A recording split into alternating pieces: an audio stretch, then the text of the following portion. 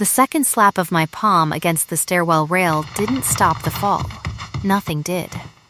I remember counting 3 steps before the world tipped sideways, and then a 4th step arriving too fast to be a step at all, more like a wall wearing a stairs shape, and then the sound my shin made was not a sound I want to describe twice. My name is Tessa Marlowe. I was 26 years old, an omega who had presented at 16 in a school gymnasium and spent the 10 years since learning exactly how small a room could be made to feel around a person nobody expected anything from. I had worked the books for the Wexford estate on Birchwood Lane for 3 years, ever since my parents' house fire left me the only adult version of a family that also contained my brother Milo, 12, all elbows and opinions, and an aunt across town who worked doubles and could not take him in, but could, God love her, always answer a phone. That was the arrangement. Deb answered. I called. It had worked for 3 years. It did not work that night, because the phone in my hand had a screen cracked into a spiderweb from where it had left my pocket on the 2nd step and met the floor on the 4th, and because my hands were shaking too hard to read the numbers, and because the last name in my recent contacts ended in a 7 that my thumb, slick with panic and something warmer, pressed as a 1. I had not always been invisible. I had been, before that, a girl who filled ledgers in the margins with animals made of numbers, who could look at a column of figures the way other people looked at a familiar face and know instantly when something in it was wrong. That gift was the reason I was on the floor of the service stairwell at 11 at night, my black work dress ruined at the knee, my leg lying at an angle legs are not supposed to lie at. I had found something in the foundation's quarterly transfers 3 days earlier. I had made the mistake of asking Cordelia Wexford about it directly, woman to woman, employee to employer, instead of doing what 3 years of working in that house should have taught me, which was to say nothing to anyone ever. Cordelia Wexford did not raise her voice. She never did. She had found me refiling the folder in the stairwell landing, and she had asked, very softly, whether I understood what happened to little mice who went looking in places that were not theirs. I remember saying I was sorry. I remember the folder leaving my hands before I decided to let it go. I remember one hand, hers, flat and precise against my collarbone, and gravity doing the rest so that no one could ever say, afterward, that she had pushed. A woman like Cordelia Wexford did not push. She only stood very close to the truth and let it fall the way it wanted to. So there I was, floor cold through my dress. Leg wrong, phone cracked and slick with the beginnings of tears I refused to let finish because Wexford staff did not cry where Wexford furniture could see. I typed the only sentence I had left in me. She broke my leg. Please come.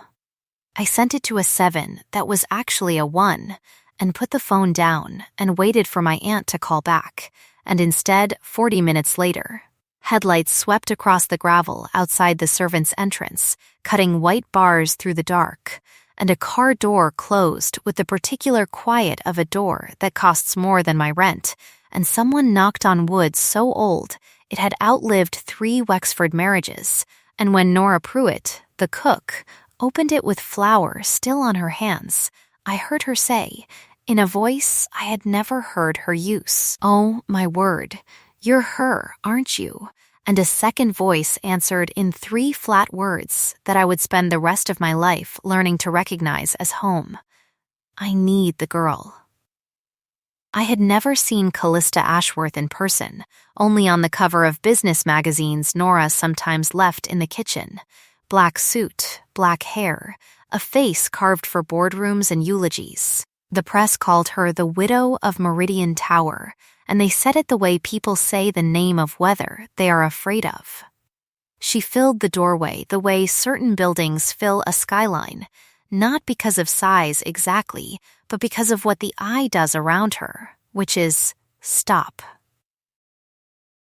She crossed the kitchen without asking permission from anyone in it, knelt on a floor I was fairly sure she had never knelt on in her life, and looked at my leg and my face in that order, cataloging damage like a woman reading a ledger of her own. "Don't move it," she said. Her voice was low, level, the kind of calm that costs more than shouting. "Tell me your name." "Tessa," I said. "Tessa Marlowe. Tessa Marlowe," she repeated, like she was filing it somewhere permanent, and something in me that had been braced for 11 years let go by exactly 1 inch.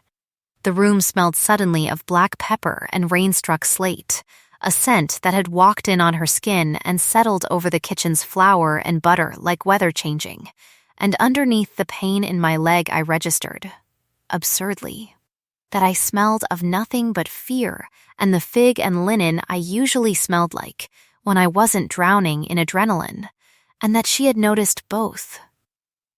"Who did this?" she said. Not a question. A demand with the shape of a question worn over it like a coat. I opened my mouth to say I fell. She read the lie before I finished forming it. The way she would, I would learn. Read every lie anyone ever tried to hand her. And she said, very quietly, so only I could hear it under Nora's fluttering and the estate manager's arrival in the doorway, with her face already arranging itself into concern that had never once been sincere. "You don't have to tell me tonight. You have to let me get you out of this house tonight." Those are different sentences. Choose the second one. I chose the second one. I have never, in all the months since, regretted a single word of that sentence. Priscilla Hale, the estate manager, materialized in the doorway with the particular righteousness of a person who has spent years perfecting the art of never quite being blamed for anything. She said I'd had an accident on the stairs, clumsy thing, always rushing, and Callista Ashworth looked at her for exactly 2 seconds, and in those 2 seconds, Priscilla Hale's face lost every ounce of color it had gathered over 50 years of being unkind to people smaller than her. "I didn't ask what happened," Callista said. "I asked who did it." No one answered. The silence answered instead. The specific, guilty silence of a house that had practiced this exact silence before.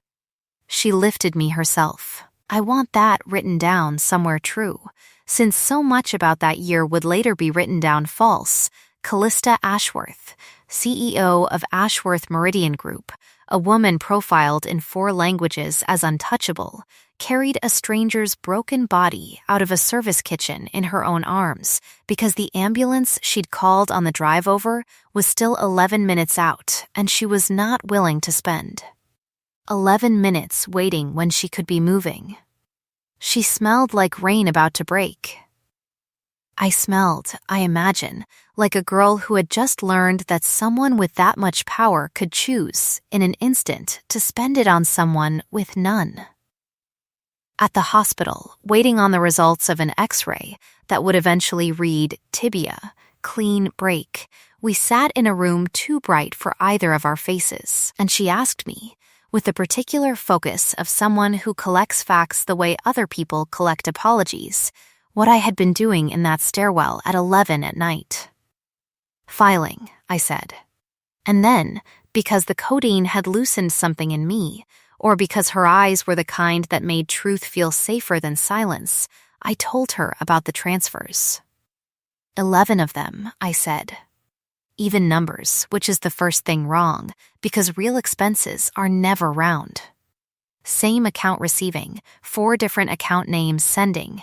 I found it by accident. I wasn't looking for anything. I was just closing March. She went very still. "Say the account numbers again," she said. I did. I have always been able to hold numbers the way other people hold songs. I did not think it was a gift so much as the one door in me nobody had ever needed to lock, since no one had ever cared what was behind it. She wrote nothing down. She didn't need to. When I finished, she said one word. Quiet. Almost to herself. Desmond. I asked who Desmond was, and she told me he sat on her board, chaired the foundation those numbers belonged to, and had, as far as she'd known until that exact moment, a wife who hosted excellent galas and nothing more sinister than that. She looked at me the way you look at a door you didn't know was in the wall. "You're not staying in that house again," she said. "Not tonight. Not after tonight." I told her I had nowhere else, that Milo was with our aunt, that I had a job and a room and a life built entirely on the ground the Wexfords owned. "Then build a new one," she said. "I have a guest house standing empty and a legal team that eats men like Desmond Wexford's lawyers for breakfast, and I have never once in my life let someone walk back into a house where they get hurt when I had a door to offer instead. Ask me with your words if you want it. I won't take you there if you don't say yes." I said yes. It was the first of many yeses I would give her, and every one of them, from that night forward, she waited for. The guest house at Meridian Tower's private compound was bigger than every home I had ever lived in combined, and for the first week I moved through it on crutches like a trespasser expecting to be found out.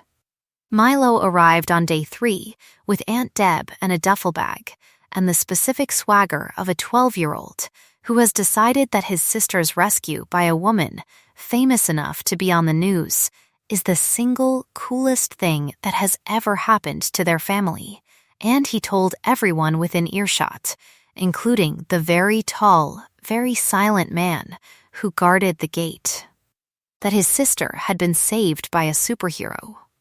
That very tall, very silent man was Idris Cole, Callista's head of security, and, I would learn, the closest thing she had to family since the year she buried her wife. He did not smile at Milo's joke. He crouched to Milo's eye level instead and said, with the gravity of a man discussing treaty terms, "Superheroes wear capes. Miss, Ashworth wears better tailoring and carries a heavier gun. Get it right."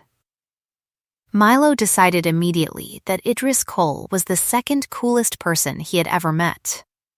The wealth of the place declared itself not in gold trim, which there was none of, but in texture, floors that didn't creak, water that ran hot before you finished turning the tap, a silence so complete you could hear your own cast settle against the sheets at night.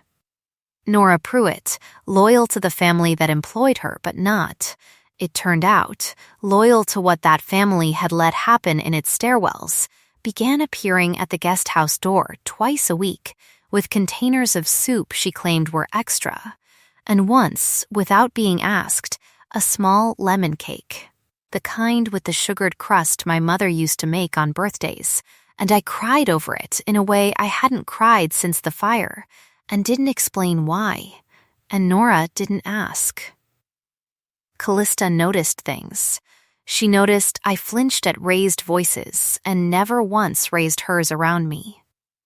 She noticed I ate the crust off the lemon cake first and asked, once, if that was a rule, and I told her it was the best part and always had been since I was small, and she said nothing, only looked at me the particular way she looked at columns of figures that were about to reveal something. She noticed, too, the night she found me on the guest house porch at 2 a.m, unable to sleep for the ache in my leg, that I was watching the sky instead of going back inside.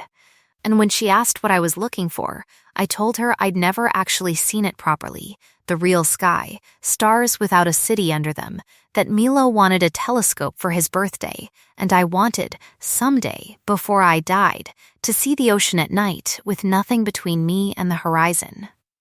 She didn't say anything. She only stood beside me at the rail, close enough that her scent, black pepper and struck slate, folded into the cold air and said, "You will." Both of those things. I don't make promises I don't keep. I told her that was a big claim for a woman who'd known me 5 days. "It isn't the days," she said. "It's the arithmetic." I have spent 35 years learning what happens to promises left unkept. I don't intend to add one more. I didn't understand then what that meant. I would. 3 weeks after the fall, the cast still on, the bruises gone yellow at the edges, I answered a knock at the guest house door, expecting Nora.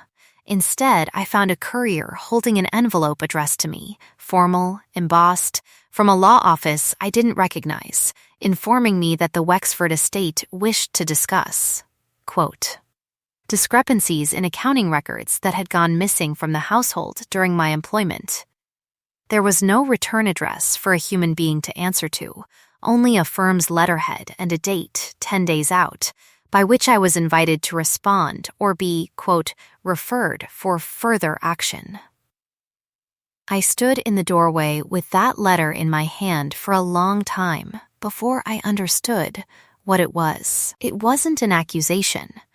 It was a warning shot fired from a woman who had learned, the moment I disappeared from her house, that the numbers I'd found hadn't disappeared with me, and who intended to make sure that if anyone was going to be called a thief in this story, it would not be her. Callista found me still holding it an hour later, and when she read it, her face did something I hadn't yet seen it do, which was go entirely dangerously calm. She's telling us she's afraid, Callista said. That's useful. Frightened people move first, and moving first is always a mistake. I asked her if she was afraid too. Of Cordelia Wexford, she said. No. She looked at me a long moment, the letter still in her hand, and added, quieter, of what happens to you if I get this wrong. Yes, constantly, I hadn't expected the honesty. I don't think she had either. She set the letter on the table like something already diffused and told me to sit, and for the first time since the stairwell, she told me why a woman with her exact resources and her exact reputation had driven across the city at midnight for a text message sent to the wrong number instead of doing what anyone else in her position would have done, which was forward it to the police and go back to bed. 3 years ago, I had a wife, she said. Elena, she looked at Idris in her house's window the way you look at a person you already know is family. She died in a hospital waiting room because her sister controlled every phone in that house, and Elena couldn't call for help until it was too late to matter.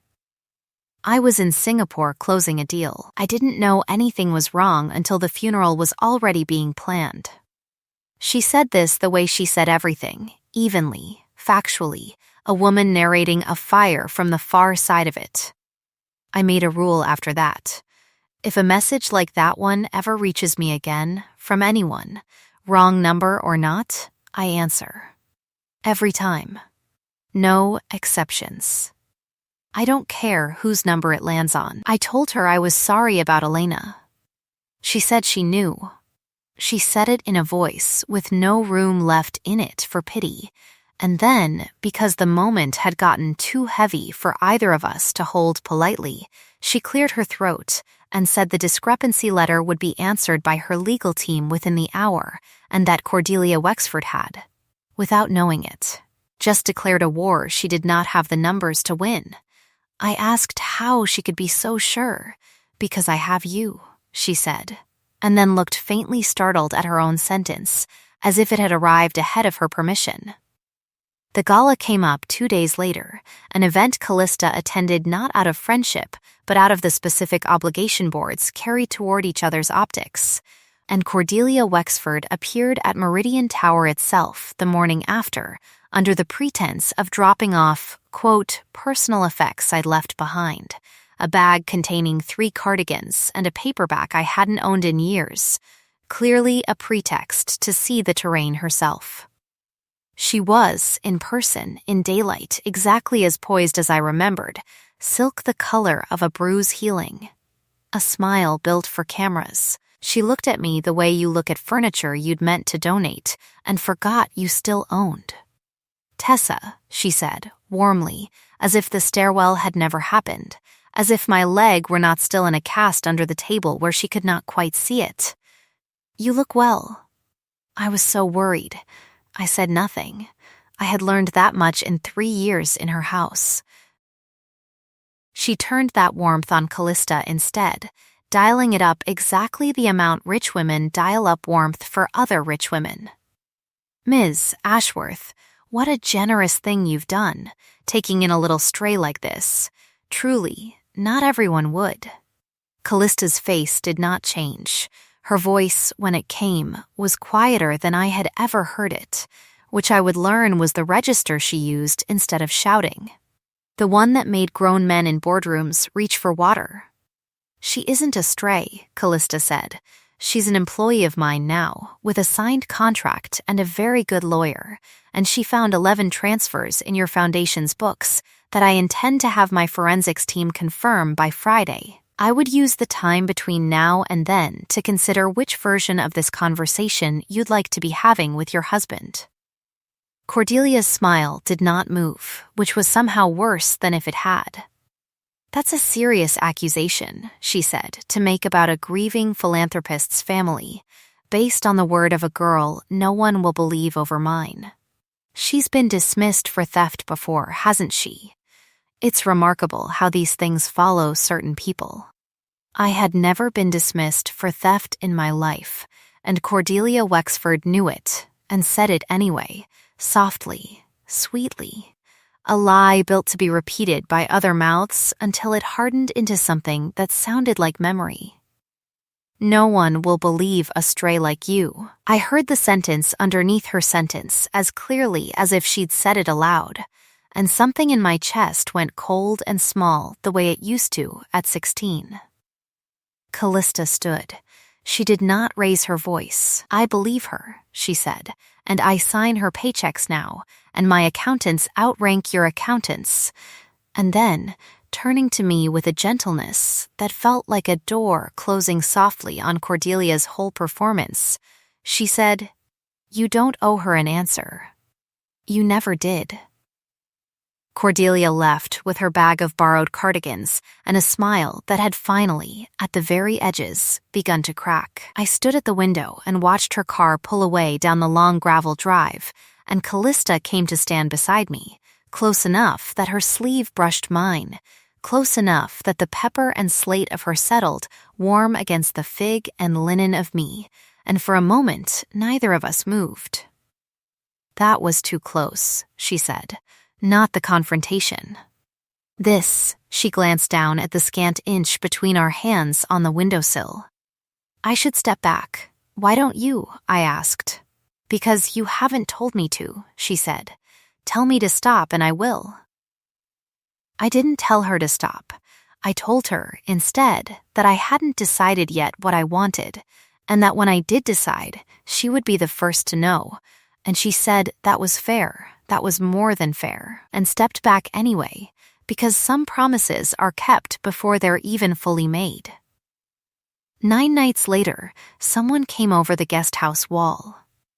I woke to the sound of glass giving way in the kitchen window, not shattering loud, just a controlled, practiced crack, the sound of someone who had done this before and did not want an audience. My leg was still half a cast, useless for running, and I lay there in the dark counting my own heartbeat the way I'd once counted stair steps. 1, 2, 3, 4. And on 4 I heard a second sound, boots on tile, moving with purpose toward the room where I kept, in a locked drawer, a flash drive of scanned foundation documents I hadn't told anyone but Callista about. I did the only thing my body would let me do. I screamed her name into the silence, loud enough to wake the compound, and the answer came faster than any ambulance ever had. A door slamming somewhere close, feet on gravel, and Callista Ashworth coming through my bedroom door in bare feet and last night's shirt, with a gun I hadn't known she owned already in her hand. She put herself between me and the hallway before I had even finished sitting up. "Stay behind me," she said, and I did. My hand fisted in the back of her shirt because it was the only anchor in the room, and for the first time I understood, physically, viscerally, what it meant that this woman had built an empire out of never once being caught unprepared. The intruder was gone before Idris and 2 more of her people reached the house, out the way he'd come, But he'd left the drawer forced and the flash drive gone, and Callista stood in the wreckage of my kitchen with her jaw working and her scent gone sharp and dark with a fury I could taste on the back of my tongue.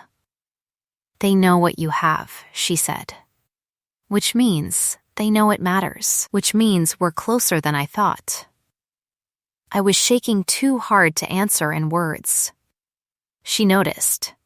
She turned from the broken window to look at me properly for the first time since she'd come through the door, and whatever she saw on my face made something in her own face soften past the fury into something else entirely. "You're safe," she said. "I've got you.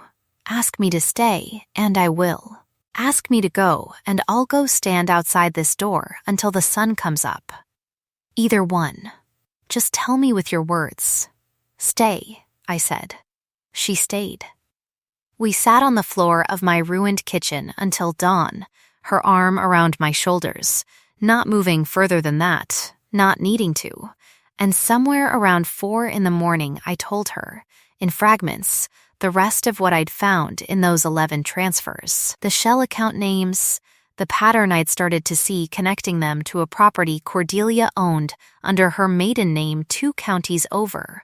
And she listened the way she listened to everything, completely, like the words were the only thing in the world worth her attention. And when I finished, she said, very quietly, "We're going to need to find that flash drive before Friday." And I said, "I don't need the drive. I have the numbers memorized. I've always had them memorized." And something in her face when I said that looked, for just a moment, like a woman falling in love with a superpower she hadn't known existed. The days that followed were the gentlest of my life, which is a strange thing to say about days spent building a legal case against a woman who had broken my leg, but it was true. Callista's forensic accountants came to interview me twice, and both times she sat in the room, not speaking, just present, the way a wall is present, load-bearing and quiet. In the evenings, we traded the rest of what we hadn't yet traded. I told her about the fire, the smoke alarm that hadn't worked, the 6 months I'd spent at 17, convinced that grief was a debt I would spend my whole life paying off in exact installments. She told me about Elena properly this time, not the funeral version, but the marriage version, the woman who'd loved gardening and hated flying, and had once, 3 days before the accident, asked Callista to work less and been told there wasn't time, not yet, soon, a promise Callista had never gotten the chance to keep, and had rebuilt her entire life around keeping instead, for other people, always, since. "That's why the rule," I said. "That's why the rule," she agreed. I couldn't save her. I decided I'd spend the rest of my life making sure I never again had the chance to save someone, and didn't take it. I asked if that was why she'd come for me. Only that. She was quiet a long moment. "No," she said finally. "That's why I came the first night. It isn't why I keep coming back."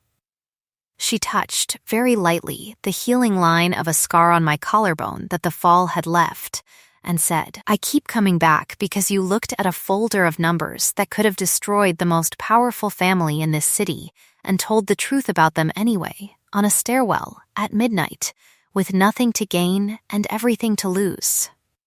I have met a great many powerful people in my life. Tessa, braver people are rarer.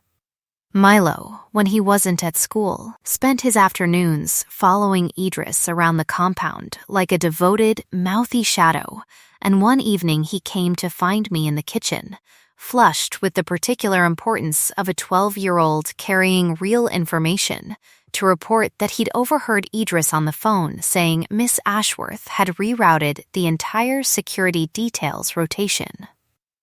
Quote, "So she'd be the one at the gate whenever Tessa came home late. And did I think that meant something?" And he rolled his eyes at the both of us with the exhausted patience of a child watching 2 adults be slow about something obvious. We had, that week, our lemon cake evening. Nora brought 2. One for me, one unprompted, iced with a small, careful tea in blue sugar for Callista, who looked at the icing for a long moment before eating around it, saving the letter for last the way I always saved the crust. And I laughed for the first time in a month, a real laugh. And she looked up at the sound of it like a woman hearing weather change for the better. I was still laughing when Idris Cole appeared in the doorway, and one look at his face took the laugh out of the room entirely. "Callista," he said, no rank, no formality, which was how I knew before he finished the sentence that this was the worst kind of news. "Milo's school just called the front desk instead of you. He didn't get on the afternoon bus. Nobody can find him." The next 40 minutes are the only stretch of that year I still cannot fully narrate in order. I remember Callista's phone against her ear, her voice gone to iron, ordering traffic camera pulls along 3 specific routes before the school's own security office had finished apologizing. I remember my own phone, not the cracked one, the new one she'd given me, buzzing with a text from a number I didn't recognize. A photograph of Milo sitting in the back of an unfamiliar car, his face pale but his chin lifted in the exact stubborn angle he got from our mother, and beneath the photo, 4 lines of text with no signature required, since I already knew the hand behind it the way I knew my own. "Bring me the original documents and every copy you've made. Come alone. You have until 9 o'clock. If Ashworth's people come with you, or the police, you will not like what happens to the boy at 9:01. I remember Callista reading it over my shoulder and going very, very still, the stillness of a woman doing arithmetic with a number she has never before allowed herself to consider losing. "We are not doing this her way," Callista said. I told her we had no choice, that it was Milo, that I would hand over anything. Everything, my own hands, if that was what it took, and she took my face in both of hers, steady despite the tremor I could feel starting in her own fingers, and said the sentence I would carry with me for the rest of my life. I said I'd always answer when someone reached for help. I meant it for strangers on the wrong end of a misdialed number. I meant it 1,000 times more for you. We are going to get him back, and we are going to do it together, because together is the only version of this where everyone comes home. It was Idris who found the property first, a lake house 2 counties over registered to a maiden name I'd flagged in the transfers weeks earlier. The exact pattern I'd traced from a kitchen table, with a broken leg finally paying for itself in the only currency that mattered. We drove there in the dark, Callista behind the wheel with a control that frightened me more than any shouting could have, Idris and 2 of his people in a second car behind, and somewhere on that highway, watching the mile markers count down under headlights, I understood for the first time how completely she had rebuilt her whole life around never again arriving too late. We arrived at 8:51, 9 minutes to spare, which felt, in the moment, like nothing at all. Priscilla Hale was the one who opened the lake house door, not Cordelia, who had, I would learn, kept her own hands clean of this the way she kept them clean of everything, sending her loyal estate manager to do the actual holding of a frightened boy in a strange house while she waited somewhere warm for a phone call confirming success. Priscilla had a gun I don't think she knew how to use properly, the way she held it too rigid at the elbow, and when she saw Callista Ashworth step out of that car instead of a frightened accountant coming alone, her whole plan came apart on her face in real time.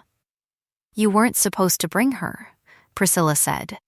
And there it was, the ceiling of her cruelty on full display, small, cornered. Furious that the powerless people she'd spent a career despising had stopped being powerless without asking her permission. Milo was on the porch behind her, hands zip-tied loosely to a railing, more furious than frightened. And when he saw me, his face crumpled with relief, he immediately tried to cover with a scowl, 12 years old to the bone, even in crisis. What happened next took 11 seconds, which I know because Idris counted them afterward in his report, the way men like him count everything. Priscilla raised the gun toward the porch, toward Milo, a last desperate leverage grab, and Callista moved before I had finished drawing breath to scream, putting her own body between the barrel and the boy, and took, across her upper arm, a graze that tore fabric and skin both, and dropped her for one single, unbearable second to one knee before Idris had Priscilla's weapon wrenched away and her.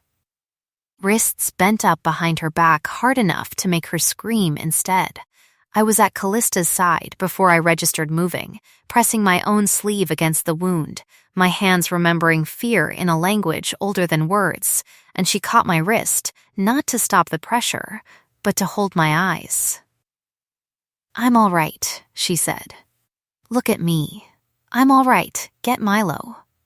I got Milo. I held my brother's shaking body against mine on that porch, while Idris finished securing Priscilla Hale, who was screaming threats that had already stopped mattering to anyone in that yard, and it was Milo, not me, who looked past my shoulder at Callista sitting in the gravel with blood on her sleeve, and said, with the flat, devastating clarity children sometimes have, "You came. You actually came." "I always answer," Callista said, wincing as Idris pressed a field dressing to her arm. "Ask your sister. It's the one rule I've never broken." There was a moment, right after, that I think about more than almost any other in that whole story. Idris had Priscilla on her knees in the gravel, and something dark and complete moved across Callista's face as she looked at the woman who had put a gun near a 12-year-old's temple to protect a rich woman's stolen money. Something with teeth in it. Something I recognized as the specific fury of a person who has already lost one person she loved to someone else's failure to intervene in time. I saw her hand close, and I understood, in that instant, that she was fully capable of becoming, right there in that gravel, the exact kind of monster the tabloids had always wanted her to be. I put my hand on her uninjured arm. "That's not who you are," I said. "Let the law take her. Milo's watching.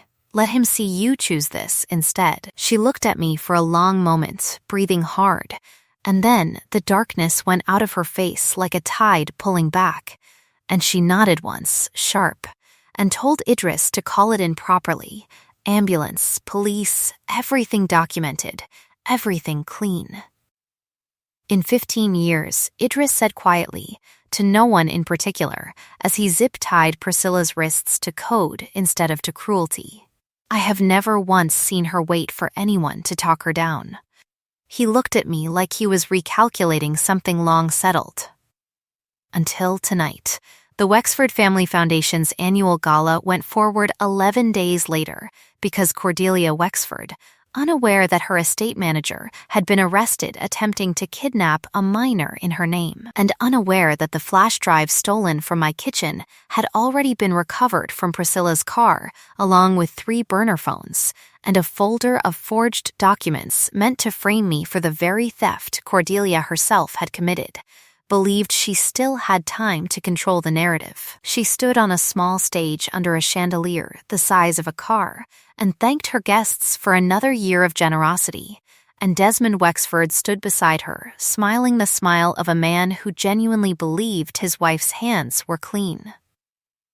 Callista Ashworth walked onto that stage in front of 300 guests, her arms still bandaged under her sleeve, and asked, in the calm, level voice that made grown men reach for water, whether the Foundation's board would object to a brief financial update before the auction began.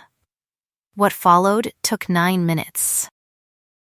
I know because I counted, standing at the back of the room in a dress Callista had insisted on buying me, my leg finally free of its cast, my hands steady in a way they had not been steady in a stairwell 3 months before.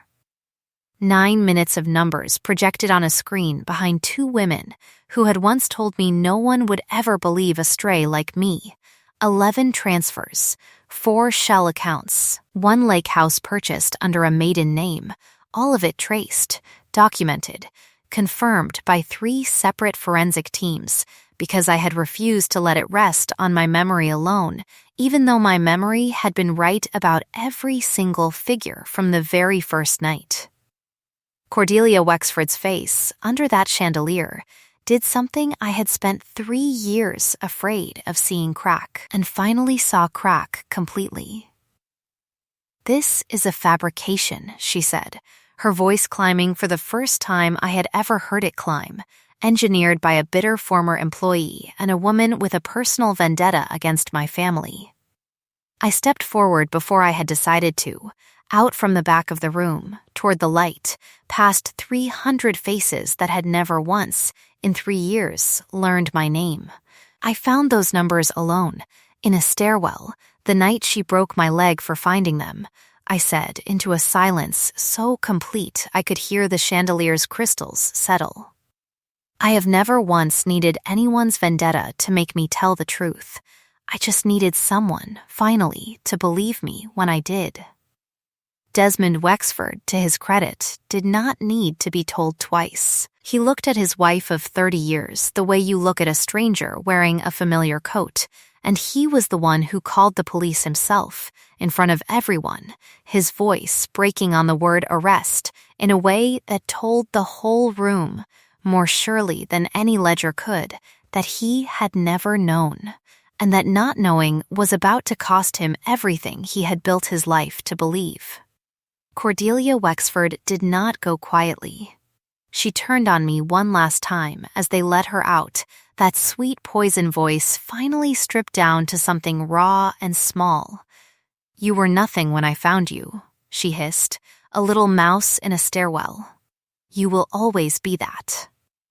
Callista's hand found mine before I could answer, and it was Callista who answered instead, quiet enough that only the nearest tables heard it, which was, I would learn, exactly the way she preferred to deliver her cruelest truths. "She isn't a mouse," Callista said. "She's the reason your entire empire fits on a single screen behind you. Watch your tone with her. It's the last thing of value you have left."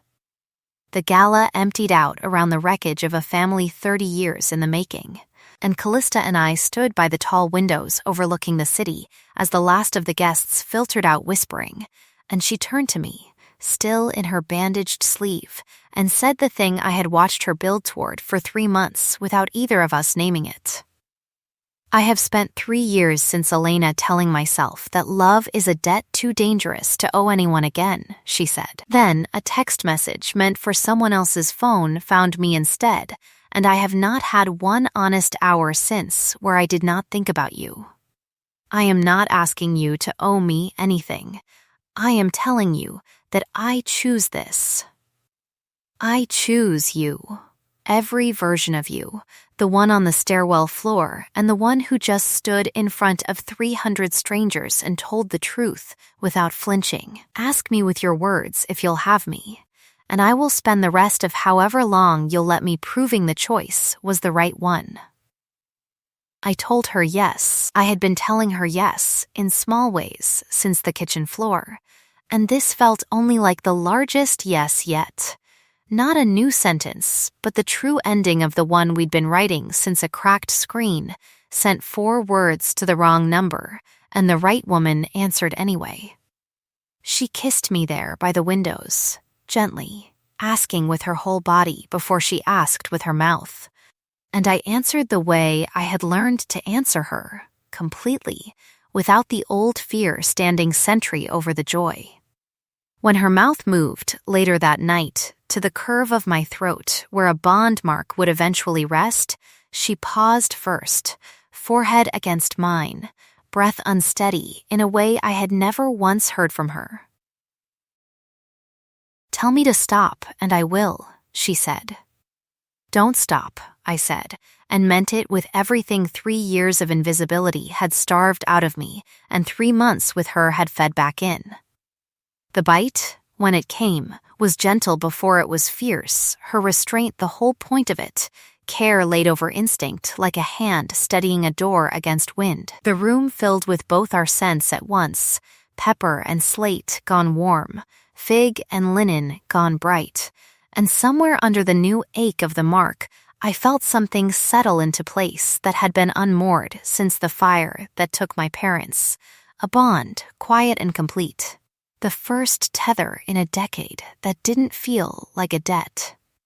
6 months later, on a morning with no chandeliers and no cameras, Callista knelt on the porch of the lake house she'd bought outright the moment Cordelia's assets were seized, the very house where Milo had once sat zip-tied to a railing, because she said some places deserved to be rewritten rather than avoided, and she opened a small box with a ring so simple it could have belonged to anyone, and asked me, with her words, the way she asked everything that mattered, if I would let her keep answering for the rest of both our lives.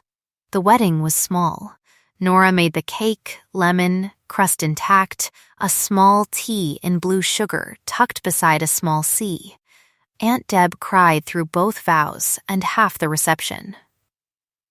Idris Cole, standing beside Callista in a suit that fit him like an apology for every gruff word he'd ever thrown my way, said, when asked to speak, only that in 15 years he had never once seen his employer wait for anyone, and that he intended to spend the rest of his career watching her do it for one particular person, gladly, and sat back down before the room could make him say anything softer than that.